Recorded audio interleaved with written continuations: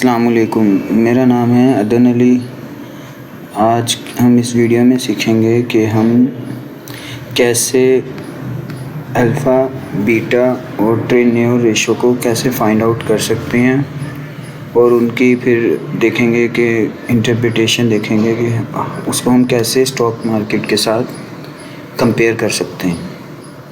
Company की stock market में stock की प्राइस की कंडीशन को कैसे हम मेजर कर सकते हैं।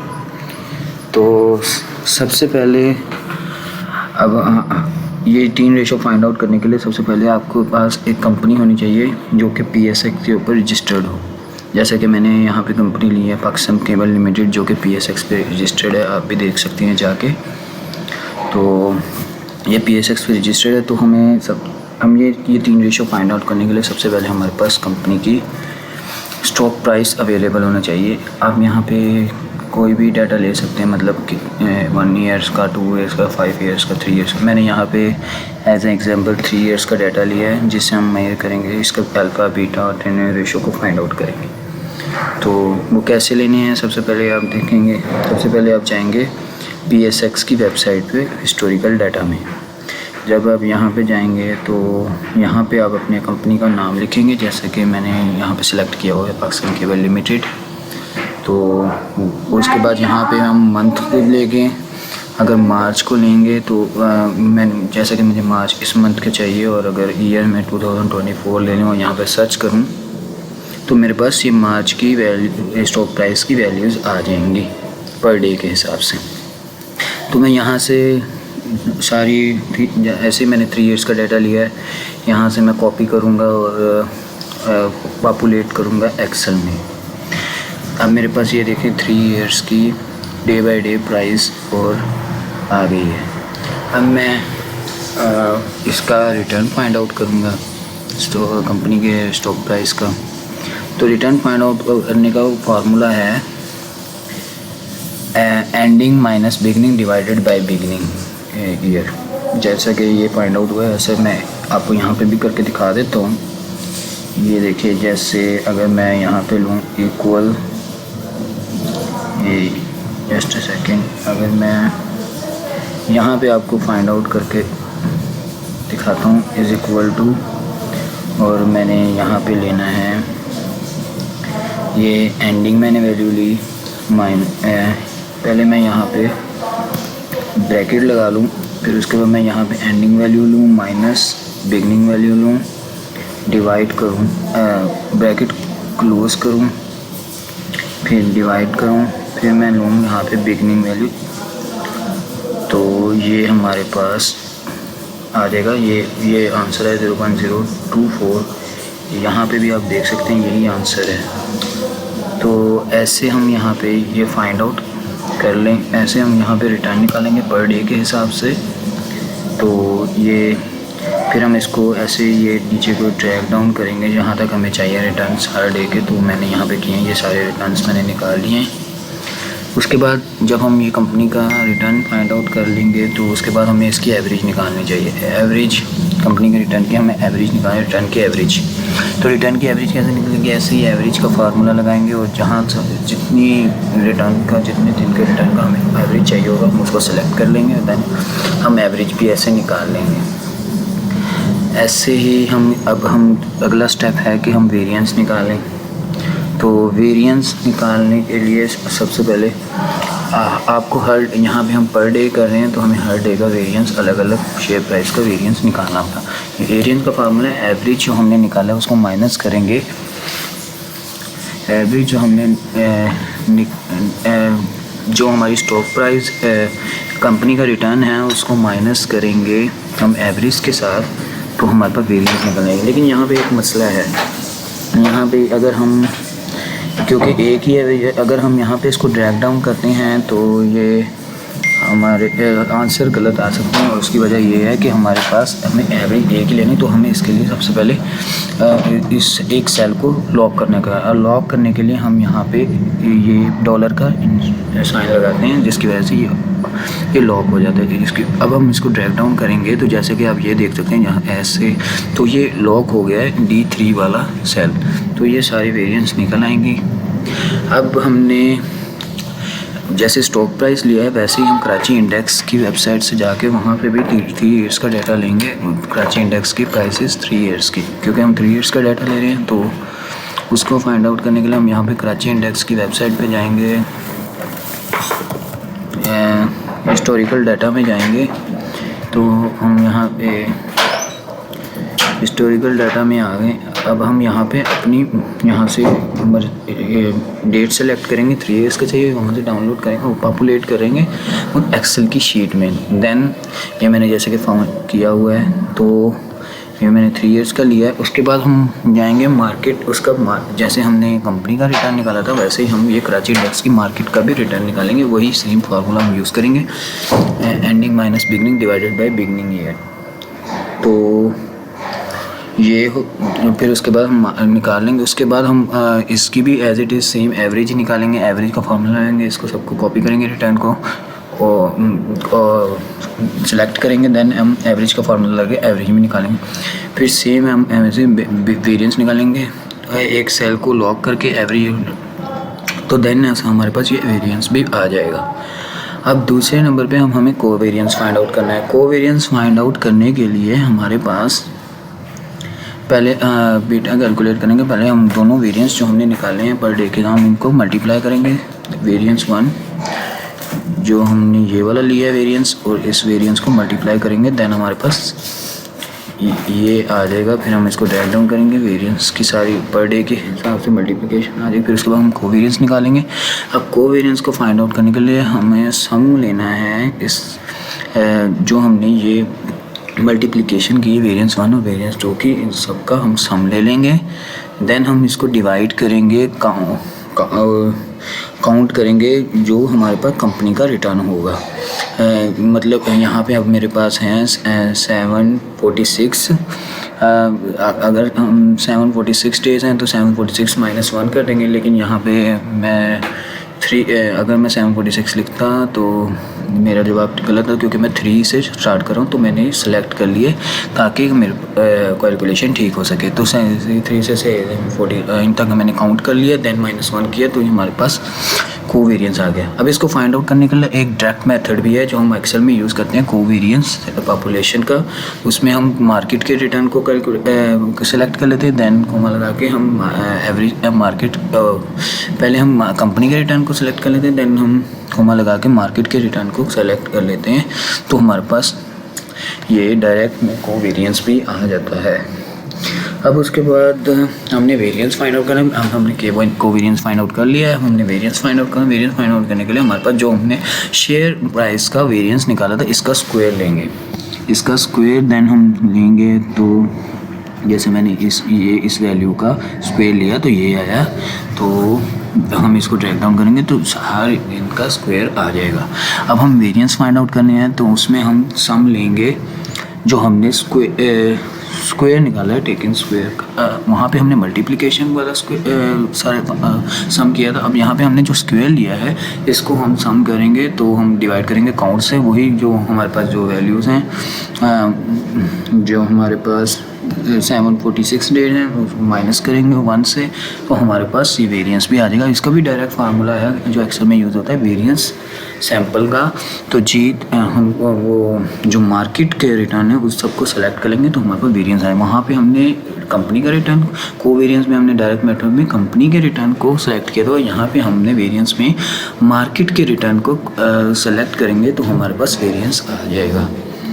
अब हमारे पास आगे तो हम जो हमारा आज का टॉपिक है जिसमें हम कैलकुलेशन करनी है, बीटा कैलकुलेशन, अल्फ़ा और टेन्योर रेशो। अब सबसे पहले हम बीटा फाइंड आउट करें। बीटा का फार्मूला है कोवेरिएंस जो कंपनी और मार्केट का है डिवाइड करेंगे वेरिएंस जो मार्केट का है। अब कंपनी का और मार्केट का जो कोवेरिएंस हमने निकाला था वो ये था, जो हमने ये वाला निकाला या ये वाला निकाला, इन दोनों में से कोई भी ले सकते हैं क्योंकि दोनों मेथड से सेम जवाब आ रहा है।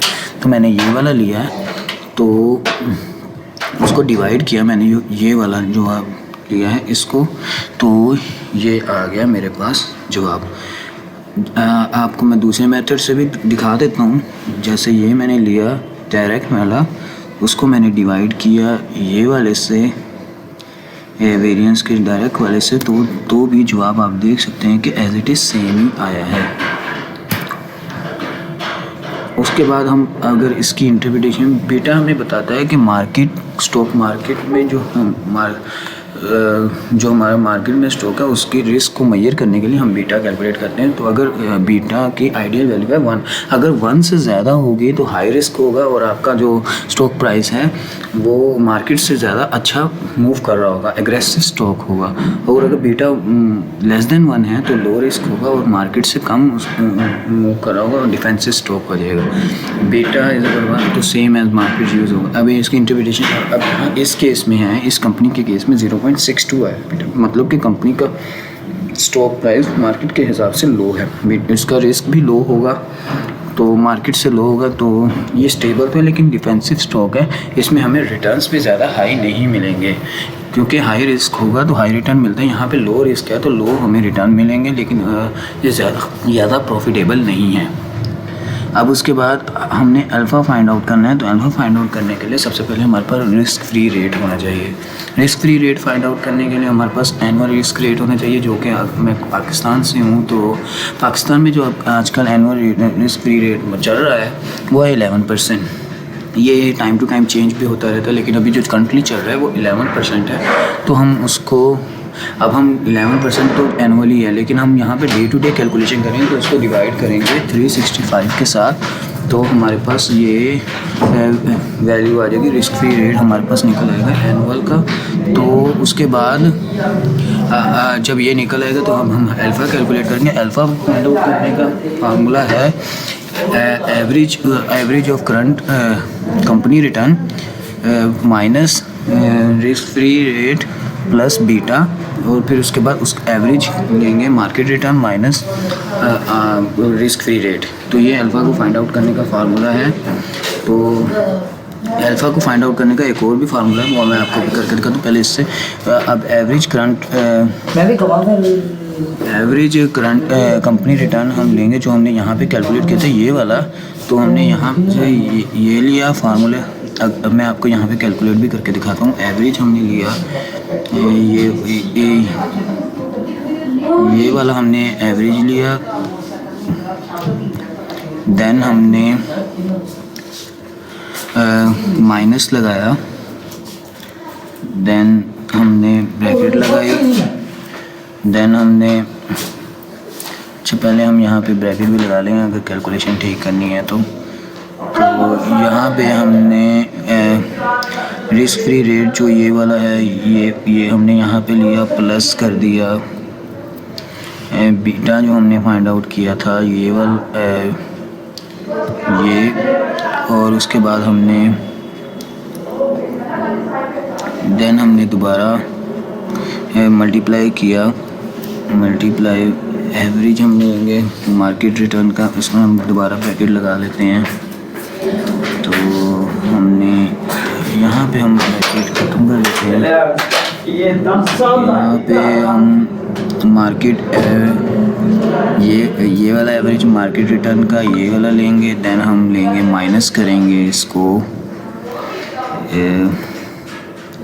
माइनस करेंगे रिस्क फ्री रेट के साथ, देन हम इसको ब्रैकेट क्लोज करेंगे, देन हम एक और ब्रैकेट लगाएंगे, तो हमारे पास ये एज इट इज़ जवाब आ जाएगा। तो ये हमारे पास जवाब आ गया है। ये हम यहाँ पे एक और लगा लेते हैं, तो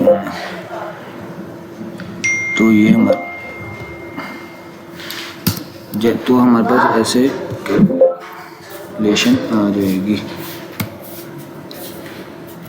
मैं आपको दिखा देता हूँ ये कैलकुलेशन ये हमारे पास ऐसे कैलकुलेशन अल्फ़ा फाइंड आउट। एक और भी डायरेक्ट मेथड होता है अल्फ़ा फाइंड आउट करने का,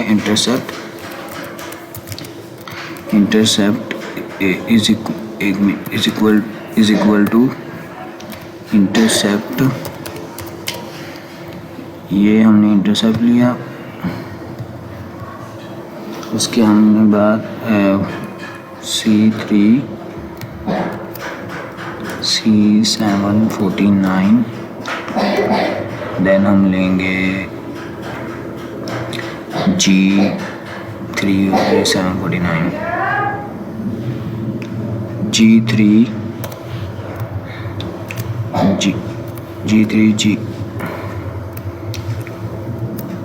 G7 49, तो हम ब्रैकेट क्लोज करेंगे तो हमारे पास जवाब आ जाएगा। थोड़ा सा माइनर सा डिफरेंस है, तो अल्फ़ा हम ये फाइंड आउट कर लेंगे ऐसे। उसके बाद हम अगर अल्फ़ा की इंटरप्रिटेशन की अगर देखें तो इंटरप्रिटेशन है कि अल्फ़ा हमें मुहैया करता है कि हम एक्सपेक्ट कर रहे हैं मार्केट से, उसके लिहाज से हमारी कंपनी अच्छा परफॉर्म कर रही है या उससे ज़्यादा परफॉर्म कर रही है या उससे अंडर परफॉर्म कर रही है। तो अगर अल्फ़ा पॉजिटिव होगा तो मतलब कि मार्केट के एक्सपेक्टेशन से कंपनी ज़्यादा अच्छा परफॉर्म कर रही है। अगर अल्फ़ा नेगेटिव होगा तो मार्केट कंडीशन से ये लेस परफॉर्म कर रही होगी। तो यहाँ पे इंटरप्रिटेशन अगर हम इस कंपनी के केस में देखें तो ये nearest value to is equal to zero है, मतलब कि कंपनी एज ए एक्सपेक्टेड जो एक्सपेक्ट किया था मार्केट की कंडीशन उसके लिहाज से ही कंपनी रिटर्न जनरेट कर रही है। ना कोई ज़्यादा रिटर्न जनरेट कर रही है ना कम रिटर्न जनरेट कर रही है।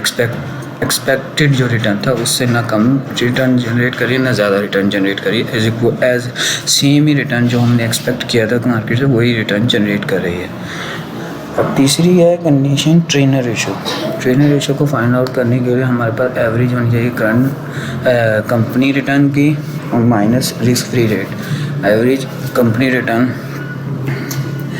रिटर्न का हमने एवरेज निकाला था ये वाला, देन हम माइनस कर देंगे जो हमने जो रिस्क फ्री रेट है उससे डिवाइड कर देंगे हम बीटा से, तो हमारे पास ट्रेनर रेशो भी आ जाएगी। मैं आपको यहाँ पे फाइंड आउट करके दिखाता हूँ कि ये एवरेज हमने ली कंपनी रिटर्न की ये वाली, और हमने एवरेज ली कंपनी रिटर्न की, इसको डिवाइड माइनस किया हमने रिस्क फ्री रेट से जो हमारे पास ये है, और उसको ब्रैकेट क्लोज की डिवाइड किया हमने बीटा जो हमने कैलकुलेट किया था ये वाला।